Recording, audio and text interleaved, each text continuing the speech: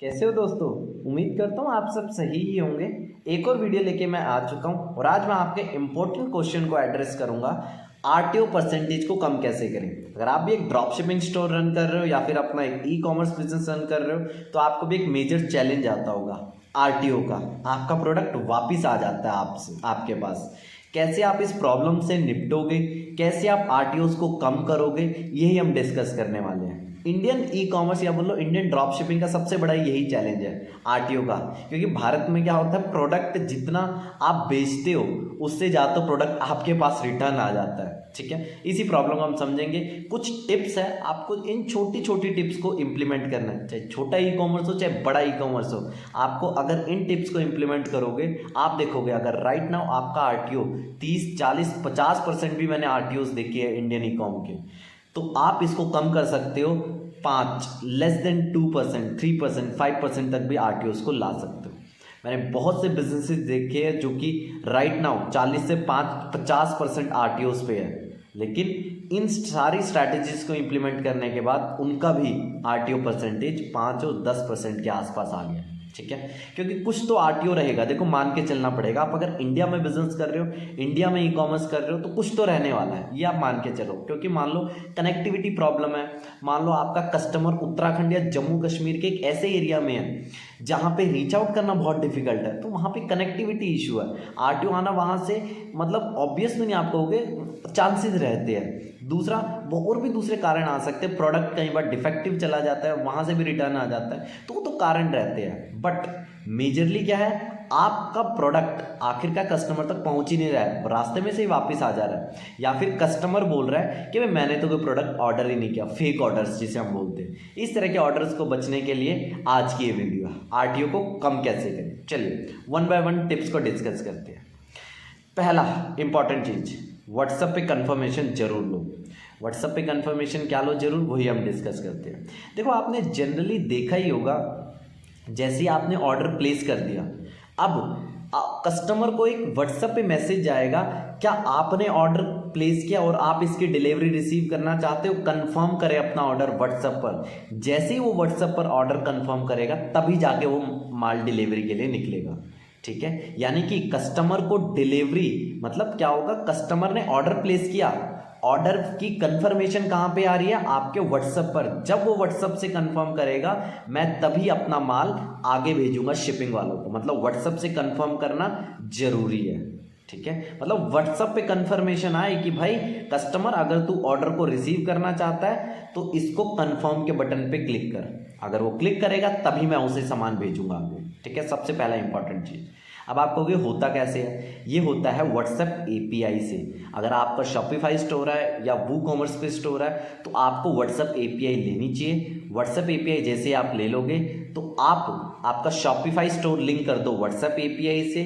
जैसे आप लिंक कर दोगे, आपका जो ऑटोमेशन है, ऑटोमेशन जैसे कि कोई बंदा अबंडन कार्ट कर दे, उसके पास व्हाट्सएप पे मैसेज आ जाए कि भाई आपने कार्ट में कुछ ऐड किया बट आपने परचेज नहीं किया और आपके लिए इंस्टेंट अभी 20% ऑफ है। तो इस तरह के अबंडन कार्ट जो फ्लोज होते हैं ना, जो ऑटोमेशन होते हैं व्हाट्सएप पे, या फिर आपने सक्सेसफुली ऑर्डर प्लेस कर दिया है, अब व्हाट्सएप पे उसकी कंफर्मेशन जा रही है, आप ही ने ऑर्डर प्लेस किया है ना, अगर किया है, डिलीवरी रिसीव करना चाहते हो, कंफर्म के बटन पर क्लिक करें। जैसे ही कंफर्म के बटन पे क्लिक होगा, अब जाके माल मैं डिलीवर करूंगा, डिलीवरी पार्टनर को मैं अब दूंगा। ठीक है, समझ आ जाएगा, मैं मान के चलता हूं।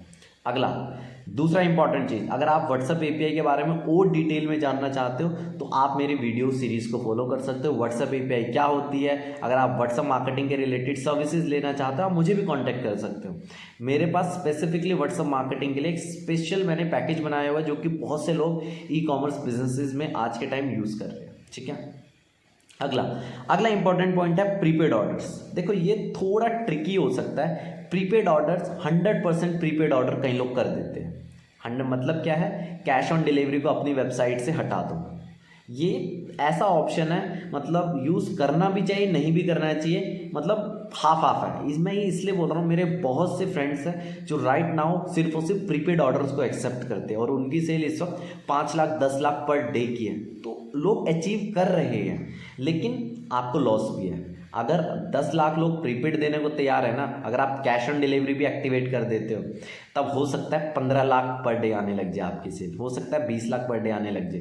क्योंकि लोग होता है ना यार, कैश ऑन डिलीवरी होगा हम तो तभी देंगे, हम तो सामने सामने कैश पैसा देंगे, ठीक है, हम ऑनलाइन बंदे को पहले से पैसा नहीं देंगे। लोगों की मेंटालिटी होती है खासकर इंडिया में।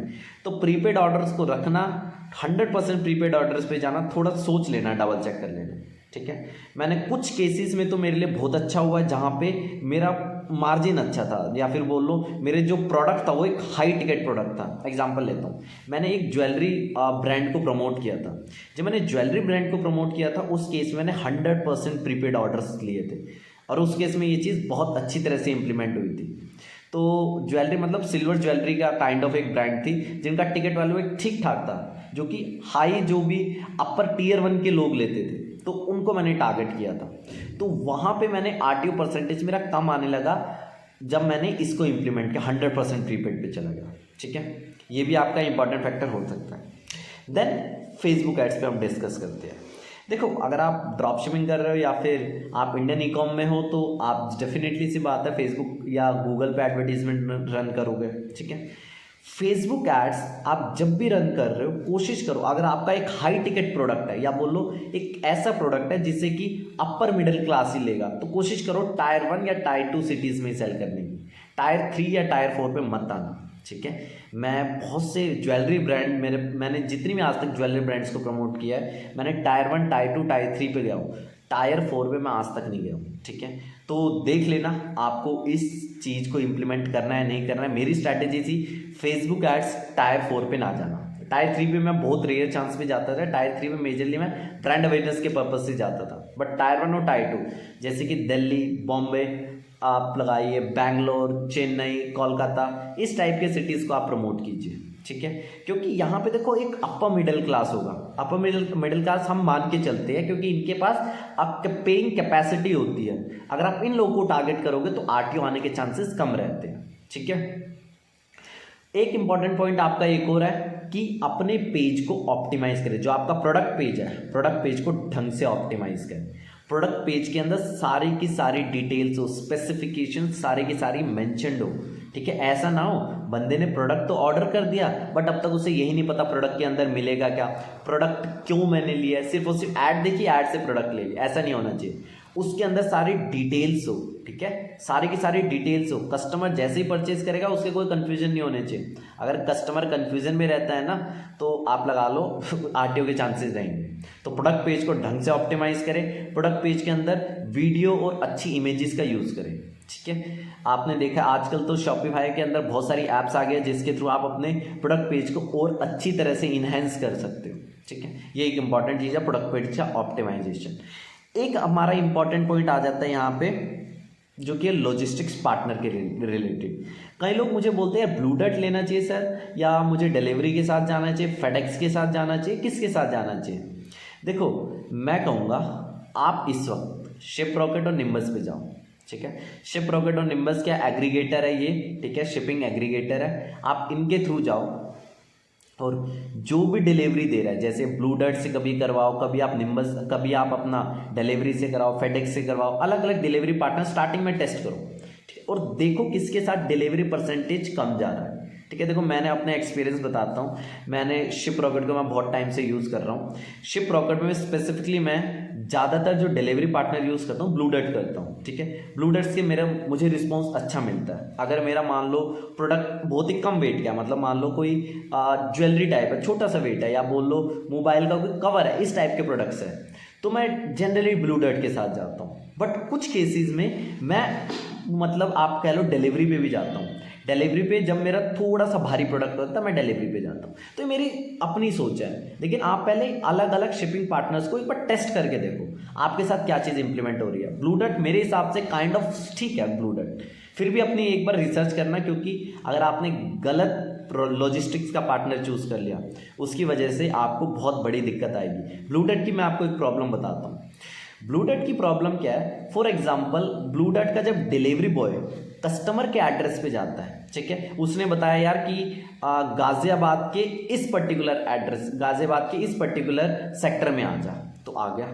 अगर उसे नहीं मिलता है ना, क्या मान लो फॉर एग्जाम्पल अगर उसे उसका घर नहीं मिलता है या थोड़ा सा आगे पीछे भी है वो घर के, तो भाई वो वापस आ जाएगा। ठीक है, ये ब्लू डॉट वालों के साथ थोड़ी दिक्कत है। मैं कहूँगा ब्लू डॉट वाले थोड़ा इंप्रूव करें इसे। तो ये थोड़ा ब्लू डॉट के साथ दिक्कत है, मतलब वो एक बार जरूरत नहीं करेगा कि भाई 1-2 बार 2-3 बार कॉल कर ले, उसे नहीं मिला आ जाएगा, आरटीओ आ गया। तो ये सबसे बड़ी दिक्कत है ब्लू डॉट के साथ भी। लेकिन काइंड ऑफ मेरा ब्लू डॉट के साथ सही रहा था, क्योंकि प्राइस जो मैंने पे किया था, जो पर डिलीवरी मैं पे कर रहा था, वो मुझे चीपेस्ट भी पड़ रही थी, इसलिए मैं ब्लू डॉट के साथ जाता हूँ थोड़ा सा। तो देख सकते हो ब्लू डॉट, फेडेक्स, ये अच्छी कंपनीज है। इसके अलावा अपना आप डिलीवरी पे भी जा सकते हो। इन सारे शिपिंग पार्टनर्स को आप ट्राई करो, ठीक है, देखो आपके साथ क्या बढ़िया लग रहा है, आरटीओ किसके साथ कम आ रहा है। ठीक है, एक और चीज़ मैं आपको बता के चलता हूँ, कई बार ऐसा भी होता है फॉर एग्जाम्पल आपको अलग अलग स्टेट्स के लिए अलग अलग शिपिंग पार्टनर चूज करना पड़े। जैसे कि उत्तराखंड के लिए फॉर एग्जाम्पल ब्लू डॉट बढ़िया चल रहा है, और दिल्ली और बॉम्बे जैसे शहरों के लिए डिलीवरी बढ़िया चल रहा है। एग्जाम्पल मैं लेके चल रहा हूँ, क्यों? क्योंकि ब्लू डॉट की कनेक्टिविटी उत्तराखंड में बढ़िया है और डिलीवरी की कनेक्टिविटी कहाँ बढ़िया है? दिल्ली बॉम्बे में।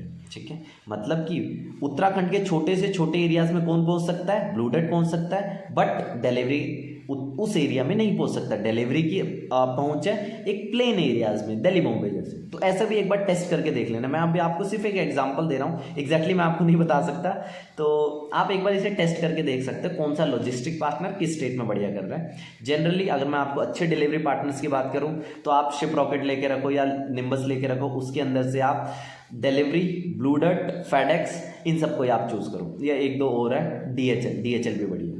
ठीक है, लोकल शिपिंग पार्टनर्स के साथ मैं जनरली नहीं जाता हूँ। लोकल शिपिंग पार्टनर्स होते हैं, जैसे आप दिल्ली के हो और दिल्ली में ही आपका कस्टमर है, तो कई बार लोग लोकल शिपिंग पार्टनर्स के साथ जाते हैं, तो मैं जनरली उसे फॉलो नहीं करता।